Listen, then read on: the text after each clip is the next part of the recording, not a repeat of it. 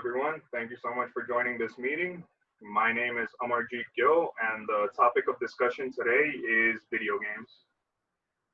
Did you know that presidential elections have used video games to support their campaign? In 2008, Barack Obama used video games such as Burnout, in which he had billboards set that had the Hope for Change slogan in them. I picked video games because they've been an integral part of my life. Ever since middle school, I've always been playing video games, and I was known as the video games guy. For the instrument which I brought to present today is a PlayStation 4 controller. I brought this because this holds significant value to me. It's helped me become motivated, helped me change my life for the better. So I wanted to share this with you guys. So let's start the discussion. The history of video games. Video games started out in 1952 and they were developed in a research lab. The first ever game that is known to us is Tennis for Two. This was created by physicist William Higginbotham in 1958. In 1967, the brown box was invented by Ralph Baer. And this was the first video game which was able to be plugged into a TV, so you didn't need to go to an arcade or go anywhere else. You could play this game at home. In 1974, 3D gaming started to come out. Before that, it all used to be 2D. And the first 3D games were Space Sim and Maze Wars.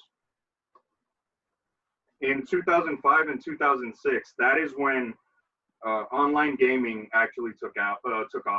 And the consoles at that time was Sony's PlayStation 3, Microsoft's Xbox, and Nintendo Wii. It was also the time when Sony's PlayStation 3 introduced high-definition gaming via Blu-ray. There are many different genres and many different softwares for video games. You have mobile, PC, you also have video game consoles. And genres are the same as movies. You have horror, action, RPG, any type. Now, the controversies regarding video games. Did you know there is actually a gaming disorder?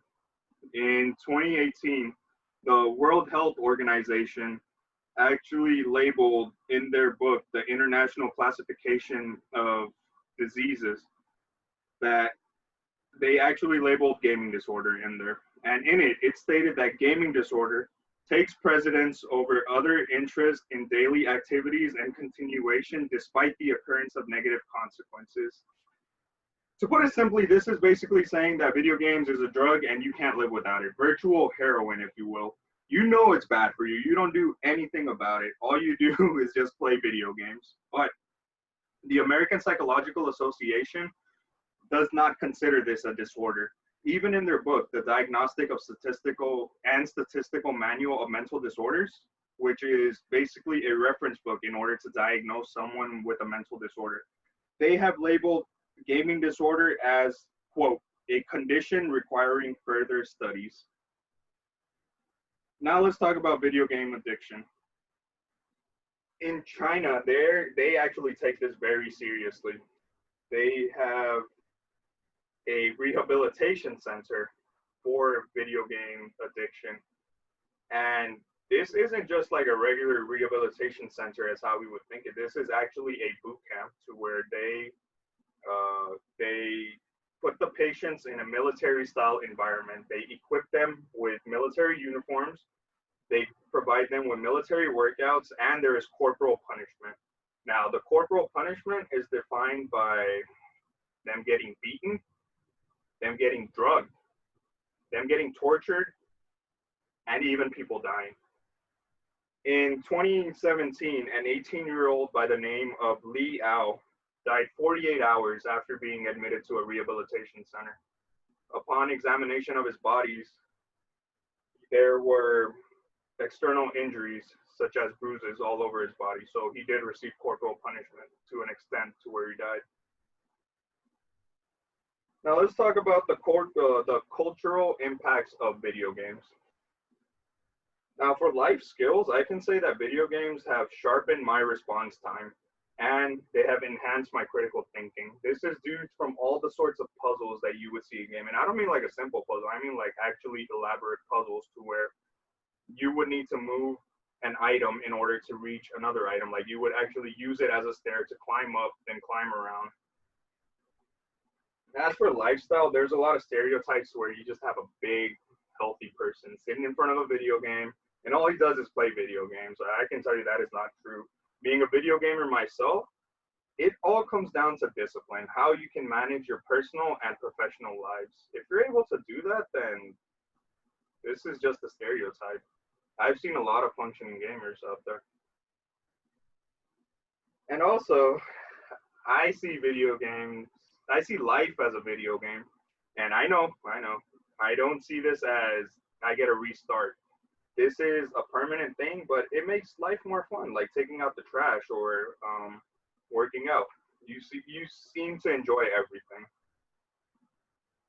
Now, as I wrap this up, I just wanted to say that a video game is an activity that the whole family can enjoy.